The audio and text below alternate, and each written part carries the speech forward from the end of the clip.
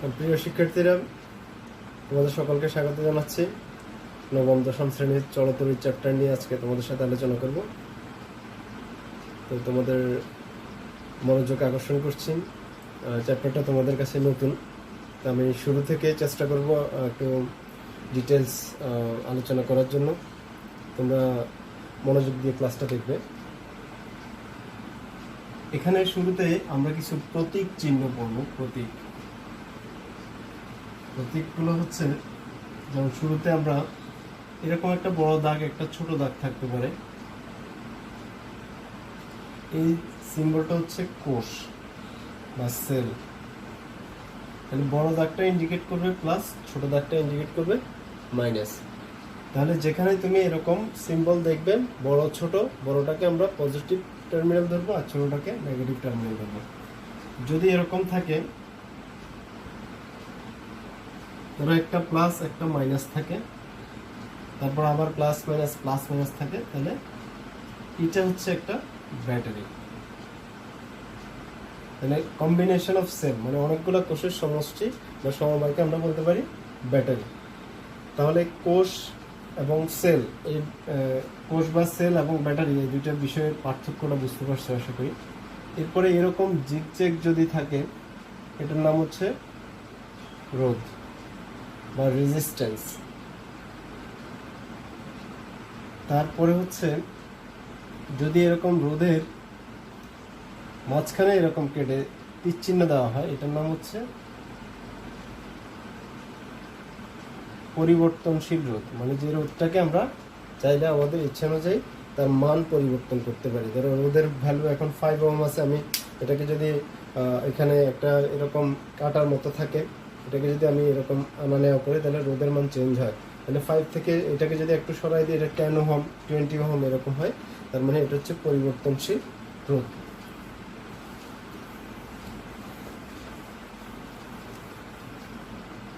তারপরে আমরা দেখব এরকম ব্র্যাকেট দিয়ে ভিতরে কে দেওয়া থাকতে পারে, এটা হচ্ছে কি বা চাবি। এখানে চাবির বিষয়টা একটু খেয়াল করো। চাবির বিষয়টা হচ্ছে এরকম, মানে এখানে ধরো এরকম একটা কি দেওয়া আছে, কিতে আমি একটা এরকম বিষয়, এটাকে যদি ভিতরে ঢুকানো হয়, তার মানে হচ্ছে এই দুইটা পয়েন্ট সংযোগ পাবে, তখন এটাকে নিচের দিকে প্রবেশ করাবে। তার মানে চাবি বন্ধ, চাবি বন্ধ মানে নিচে নামানো। তার মানে চাবি বন্ধ এর মিনিংটা হচ্ছে সংযোগ আছে, মানে এই পয়েন্ট থেকে এই পয়েন্টে তখন কারেন্ট পাস হবে। আর যদি চাবি খোলা, এই বিষয়টা নিয়ে কনফিউজড হয়। চাবি খোলা মানে সংযোগ নাই, খেয়াল করবে। তাহলে যদি চাবির কথা বলা থাকে, সুইচের হিসাবটা ভিন্ন। চাবি যদি বলা থাকে, চাবি বন্ধ মানে চাবিটাকে এরকম ভিতরে ঢুকিয়ে দাও, তখন এই দুইটা টার্মিনাল সংযোগ পাবে, তখন চাবি বন্ধ মানে সংযোগ আছে। আর চাবি খোলা মানে সংযোগ নাই। কারণ প্রশ্নে এরকম প্রশ্ন আসে যে চাবি বন্ধ করলে প্রবাহের কিরূপ পরিবর্তন হবে, বা চাবি খোলা ও বন্ধ অবস্থায় তড়িৎ প্রবাহের পরিবর্তন বিশ্লেষণ করো। তখন খোলা এবং বন্ধ এই বিষয়টা বুঝতে হবে। নর্মালি আমরা খোলা মানে বুঝি যে মানে এটা বিচ্ছিন্ন অবস্থায় আছে, কিন্তু চাবির ক্ষেত্রে খোলা মানে, চাবি খোলা মানে সংযোগ নেই, আর চাবি বন্ধ, বন্ধ মানে সুইচ বন্ধ মানে আমরা অফ বুঝি, সুইচ অফ মানে সংযোগ নেই, কিন্তু চাবির ক্ষেত্রে উল্টা। তাহলে এখন আর সুইচ যদি দেওয়া থাকে, সুইচটার সিম্বলটা এরকম থাকবে, হ্যাঁ, এই ধরনের সিম্বল থাকবে। তাহলে এই অবস্থায় সুইচ এটা অফ অবস্থায় আছে। যদি আমরা এটাকে এভাবে লাগিয়ে দিই, তাহলে এটা হবে সুইচ অন, এটা হচ্ছে সুইচ অফ স্টেট।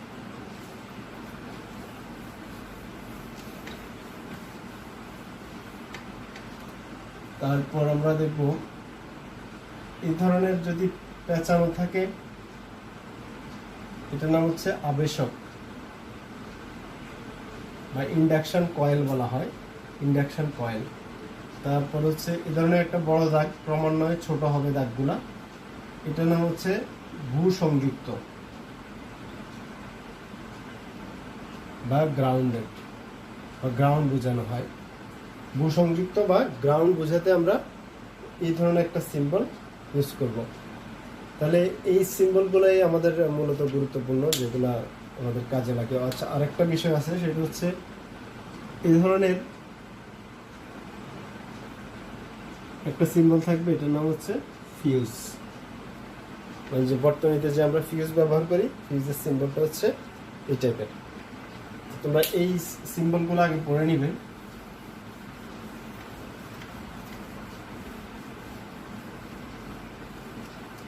এবার আসো আমরা ওহমের সূত্রটা পড়ব।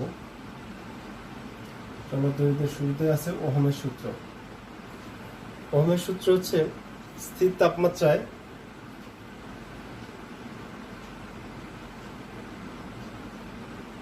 নির্দিষ্ট পরিবাহকের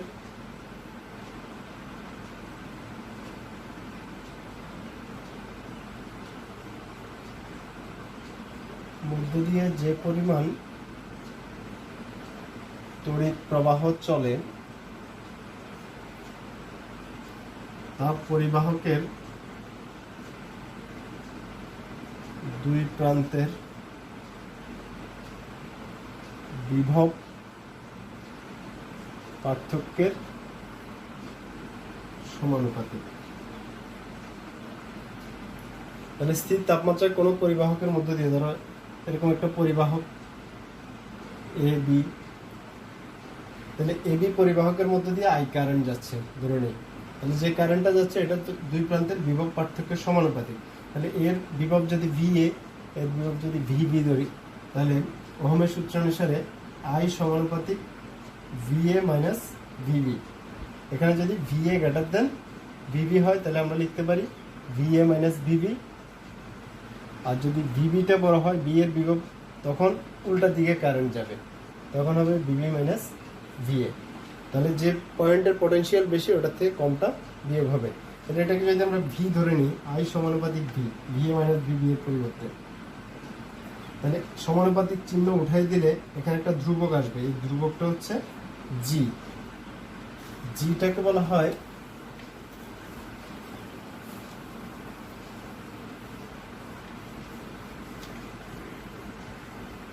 আমরা পাচ্ছি I equal to G V. G হচ্ছে পরিবাহকের পরিবাহিতা, পরিবাহিতার একক। জি এর একক হচ্ছে সিমেন্স। এটা একটু মুখস্থ করবে। জি এর একক, পরিবাহিতার একক সিমেন্স। তাহলে জি এর বিপরীত রাশি হচ্ছে, তাহলে পরিবাহিতা, পরিবাহিতার বিপরীত হচ্ছে পরিবহন করবে রাশি। পরিবাহিতা কম, তার মানে হচ্ছে রোধ, বাধা দিবে। পরিবাহী যে ধর্মের জন্য এর মধ্যে দিয়ে তড়িৎ প্রবাহ বাধা পায় তাকে আমরা রেজিস্ট্যান্স বা রোধ বলি। তাহলে জি এর বিপরীত রাশি হচ্ছে 1/r। বিপরীত রাশি জি ইজ ইকুয়াল টু আমরা 1/r লিখতে পারি। তাহলে আমরা যদি I is equal two 1/r into V লিখি, তাহলে ভি ইজ ইকুয়াল টু আমরা পাচ্ছি আইআর। তাহলে ওহমের সূত্র অনুসারে আমরা পাচ্ছি ভি ইকুয়াল টু আইআর। এটা একটা সূত্র। এখন দেখবেন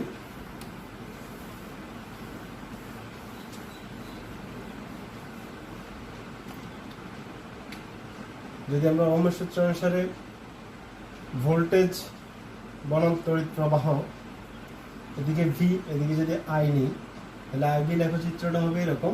মূল বিন্দুগামী একটা সরলরেখা, মানে ভি এর সাথে আই এর সম্পর্ক হবে একটি। ভি বাড়লে, বিভব পার্থক্য বাড়লে কারেন্ট বাড়বে। যদি একটার সাথে একটা সমানুপাতিক কার্ভ সম্পর্ক হয়, তাহলে ভি এর সাথে আই এর, আর কে যদি আমরা কনস্ট্যান্ট ধরি, তাহলে ভি এর সাথে আই এর সম্পর্ক হবে সমানুপাতিক। তাহলে সেক্ষেত্রে যদি সমানুপাতিক হয়, সেটা ম্যাক্সিমাম কার্ভেই মূল বিন্দুগামী সরলরেখা হয়। এখন দেখো এখানে যদি আমরা এই কার্ভটা নিই, এই কার্ভের উপর আমরা যদি কার্ভের ঢাল নেই, ঢাল মানে হচ্ছে এখানে দুইটা পয়েন্ট নিব, এই দুইটা পয়েন্ট থেকে লম্ব ড্র করব। লম্ব দুইটা যেখানে ছেদ করবে, তাহলে এটা একটা সমকোণী ত্রিভুজ হবে। এটা যদি থিটা ধরি, তাহলে তোমরা জানো ঢাল হচ্ছে ট্যান থিটা। তাহলে এটার নাম যদি এবি রেখা দিই, এবি রেখার ঢাল, এবি রেখার ঢাল ট্যান থিটা। তাহলে tan থিটা সমান হচ্ছে লম্ব বাই ভূমি।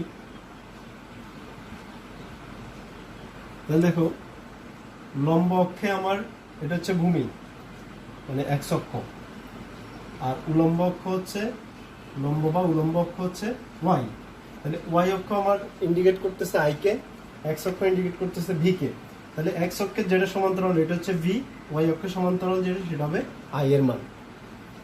আমরা যদি tan থিটা সমান লম্ব বাই ভূমি নিই, এর লম্ব হচ্ছে আমার এটা, যেহেতু থিটা এখানে ধরছি আমরা i, আর ভূমি হচ্ছে v, তাহলে i বাই v। তাহলে i বাই v যদি আমরা নিই তাহলে v is equal to i আর সমান v বাই i।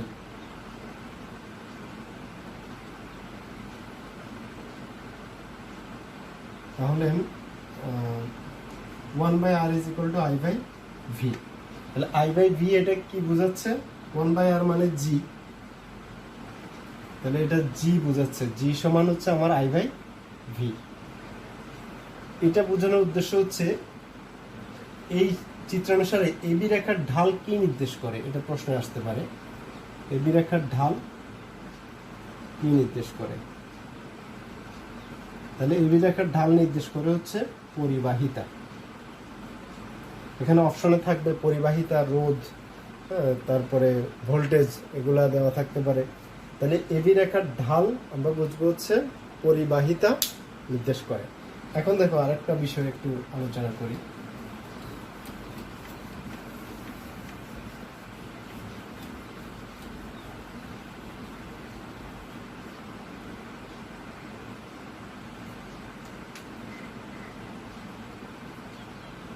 যদি আমার দুইটা রেখা দেওয়া থাকে, ধরো এটা পি বস্তুর জন্য, এটা কি বস্তুর জন্য। এখন দুইটা রেখা দেওয়া আছে, তোমাকে বললো যে পি বা পি পরিবাহীর পি এর রোধ বেশি না কিউ এর রোধ বেশি, আমরা কিভাবে বুঝবো? আমরা জানি যে V is equal to I R, তো আর এর সাথে আই আর ভি যদি আমরা কনস্ট্যান্ট হিসাব করি, আই বেশি মানে হচ্ছে রোধ কম, মানে প্রবাহ বেশি হলে রোধ কম হবে, আর প্রবাহ কম হলে রোধ বেশি হবে। কারণ যার মধ্যে বাধা বেশি দিবে তার মধ্যে প্রবাহ কম যাবে, আর বাধা কম দিলে প্রবাহ বেশি যাবে। তাহলে এখন দেখো, যদি এখানে আমরা একটা দুটো বিন্দু নিয়ে ঢাল এরকম হিসাব করি, তাহলে আর বের করতে হলে আর সমান হবে ভি বাই আই, যেহেতু ভি ইকুয়াল টু আই আর। তাহলে খেয়াল করো, তাহলে ভি যদি বেশি হয় আর এর মান বেশি হবে, আবার আই বেশি হলে আর এর মান কমে যাবে। তাহলে এখানে দেখো এই অংশে যতটুকু ভি পাবো, সেম এখানেও দুটো পয়েন্ট নিলে, আমরা যদি দুটো পয়েন্ট নিই, এখানে দেখা যায় যে আমার আই এর মান বেড়ে যায় পি বাহু পি এর জন্য, ভি কম। তাহলে দেখা যায় যে আই যদি আমার ভি কম হয়, তাহলে এটার ভি কম মানে হচ্ছে আর এর মান কম, রোধ কম। তাহলে কিউ এর রোধ বেশি, পি এর রোধ কম। ভি যদি বেশি হয় আমার রোধ বেশি মানে কারেন্ট কম। আর ভি যদি কমে যায়, যেহেতু এটা খাড়া রেখা, অপেক্ষাকৃত খাড়া, তার মানে এটার থেকে এটা একটু বড় হবে। এটা যেহেতু হেলানো রাখা, তাহলে ভি এর মান বেশি হবে। অর্থাৎ এখানে আই এর পরিমাণের সাথে ভি এর পরিমাণের যে হিসাবটা, এখান থেকে এমসিকিউ থাকতে পারে। এ ধরনের একটা এমসিকিউ 19 সালে আসছে। তাহলে ভি যদি কম হয় আর কম হবে, মানে রোধ কম, আর ভি যদি বেশি হয় আর বেশি হবে। তার মানে কিউ এর রোধ বেশি, পি এর রোধ কম। তার মানে কিউ হচ্ছে কম পরিবাহী, পি হচ্ছে বেশি পরিবাহী।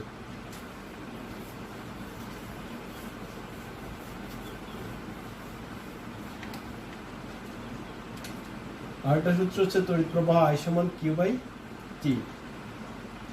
তাহলে তড়িৎ প্রবাহ is equal to charge by সময়। তাহলে আই এর আমরা যদি এটাকে সংজ্ঞায়ন করি, নিচের রাশিটাকে আগে পড়বা, এর সাথে একক কথাটা জুড়ে দিবা, একক সময়। তাহলে কোনো পরিবাহীর মধ্য দিয়ে একক সময়ে যে পরিমাণ টি যদি 1 সেকেন্ড ধরি, টি 1 সেকেন্ড হলে I is equal to Q by 1, মানে আই সমান কিউ। তাহলে একক সময়ে কোনো পরিবাহীর মধ্যে দিয়ে যে পরিমাণ চার্জ প্রবাহিত হয় তাকে ওই পরিবাহীর তড়িৎ প্রবাহ বলে। শর্টকাটে যদি বলি আমরা এভাবে করতে পারি। তাহলে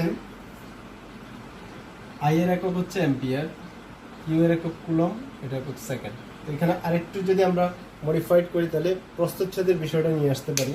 কোনো পরিবাহীর মধ্য দিয়ে, যে কোনো প্রস্থচ্ছেদের মধ্য দিয়ে 1 সেকেন্ডে 1 কুলম আদান প্রবাহিত হলে তাকে বলা হয়, ওই প্রবাহের মানকে বলা হয় 1 অ্যাম্পিয়ার।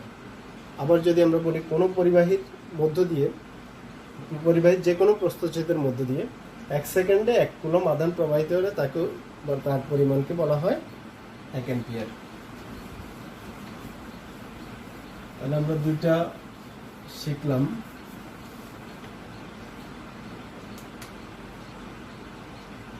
এরপর হচ্ছে রোধ। পরিবাহীর রোধ 4টি বিষয়ের উপর নির্ভর করে। একটা হচ্ছে পরিবাহীর দৈর্ঘ্য, 2 নম্বর হচ্ছে পরিবাহীর ক্ষেত্রফল, 3 নম্বর হচ্ছে পরিবাহীর উপাদান, 4 নম্বর হচ্ছে পরিবাহীর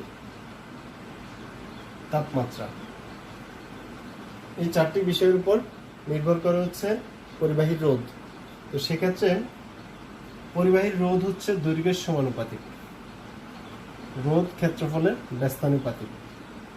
এই দুইটা নিয়ে আমাদের কাজ করব। রোধ দৈর্ঘ্যের সমানুপাতিক, রোধ হচ্ছে ক্ষেত্রফলের ব্যস্তানুপাতিক। তাহলে এখন দেখো, আর এই দুইটাকে যদি আমরা সমন্বয় করি তাহলে আমরা আরেকটা সূত্র পাবো। এই দুইটা সমন্বয় করলে আমরা পাবো আর সমানুপাতিক এল বাই এ। তাহলে আর ইকুয়াল টু একটা ধ্রুবক আসবে, এটা হচ্ছে রো। রোটাকে বলা হয় আপেক্ষিক রোধ। তাহলে রো সমান আমরা লিখতে পারি আর এ বাই এল।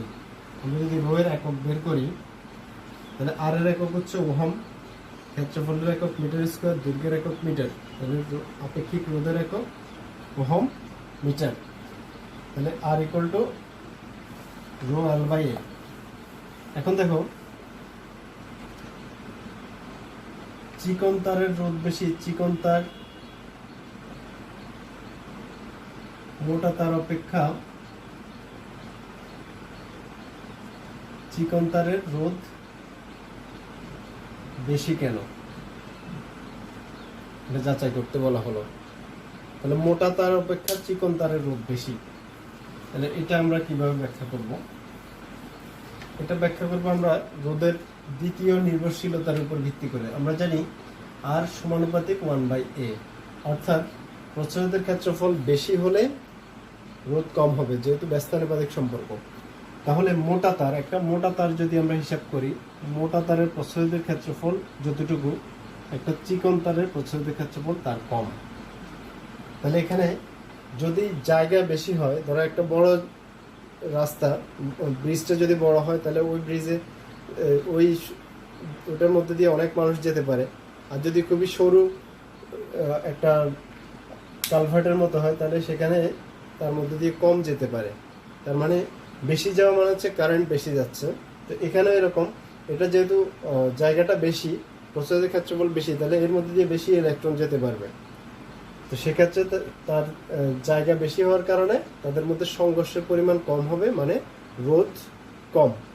আর যদি জায়গাটা কম হয় তাহলে বেশি ইলেকট্রন যাওয়ার সময় পরস্পরের সাথে বেশি করে সংঘর্ষ লিখতে হবে তারা, তখন ওই পরিবাহীর রেজিস্ট্যান্সটা বেড়ে যাবে। তাহলে আমরা যেহেতু প্রচ্ছদের ক্ষেত্রফল রোধের ব্যস্তানুপাতিক, ক্ষেত্রফল বেশি হলে রোধ কম হবে, ক্ষেত্রফল কম হলে রোধ বেশি হবে। যেহেতু মোটা তারের প্রচ্ছদের ক্ষেত্রফল বেশি, তাই মোটা তারের রোধ কম, আর চিকন তারের প্রচ্ছদের ক্ষেত্রফল কম বিধায় চিকন তারের রোধ বেশি।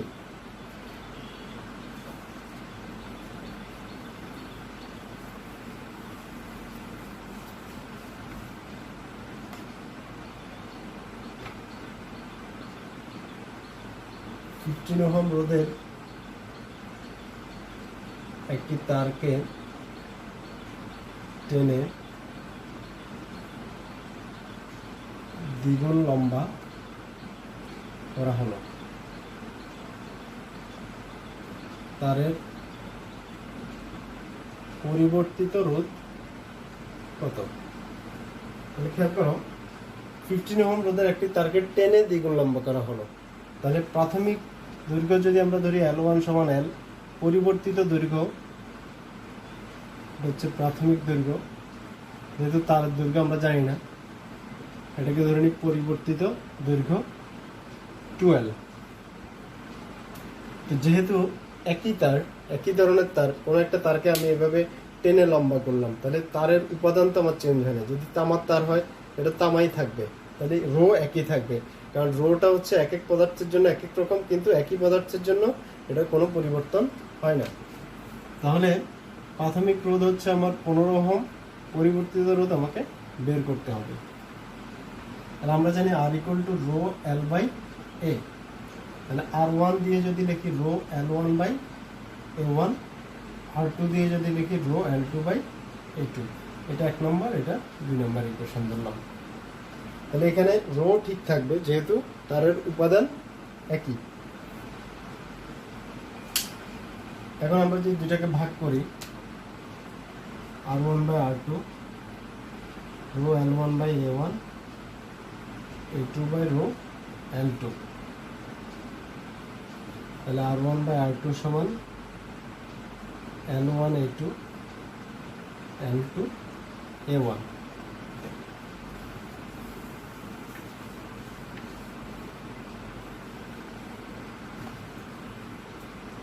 তাহলে R1 বাই R2 = L1 হচ্ছে L, LA2, এটা হচ্ছে 2L A1। তাহলে R1 by R2 = A2 by 2 A1। এটা এইভাবে রেখে দিই আমরা, এটা 3 নম্বর ইকুয়েশন দিলাম। এখন দেখো, তারটাকে টেনে লম্বা করলাম, তাহলে যদি কোনো বস্তুকে আমি টেনে এরকম লম্বা করি, তাহলে এটা দৈর্ঘ্যে বাড়বে, লম্বা হবে, কিন্তু প্রস্থে কমে যাবে, যেহেতু পরিমাণ আমার পরিবর্তন হয় না, পরিমাণ ঠিক আছে। তার মানে এখানে আয়তন একই থাকবে, বই ক্ষেত্রে আয়তন সমান, মানে V1 = V2, V মানে ক্ষেত্রফল ইন্টু দৈর্ঘ্য, ক্ষেত্রফল ইন্টু দৈর্ঘ্য, L1 মানে L, আর এখানে L2 মানে 2L। তাহলে A1 সমান 2 A2। তাহলে R1 যদি আমরা মান বসিয়ে দিই 15 by R2, A2 by 2 × 2 A2, তাহলে R2 সমান 60 ওহম। তাহলে এইভাবে তোমরা অঙ্কটা সমাধান করতে পারো। এটা শর্টকাট একটা নিয়ম শিখিয়ে দিই। শর্টকাট হচ্ছে, পরিবর্তিত রোধ বের করার শর্ত হচ্ছে যত গুণ তত গুণ স্কোয়ার ইন্টু রোধ। তাহলে আমার এখানে তারটাকে টেনে দ্বিগুণ করা হলো, তাহলে 2 স্কোয়ার, আর প্রাথমিক রোধ হচ্ছে 15, তাহলে 4 15 60 ওহম। শর্টকাটে যদি MCQ আসে এভাবে করে ফেলবো, আর যদি ন্যারেটিভ ম্যাথ আসে, সৃজনশীল আসে, তাহলে আমরা যে মেথডে করছি এতক্ষণ এইভাবেই করতে হবে।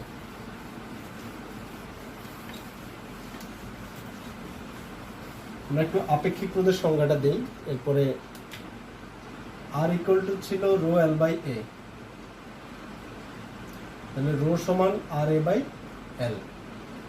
তাহলে দেখো L = যদি 1 মিটার, A সমান যদি 1 মিটার স্কোয়ার ধরি, তাহলে রো কার সমান? R এর সমান। তাহলে আপেক্ষিক রোধের সংজ্ঞাটা হবে L 1 মিটার মানে একক দৈর্ঘ্য,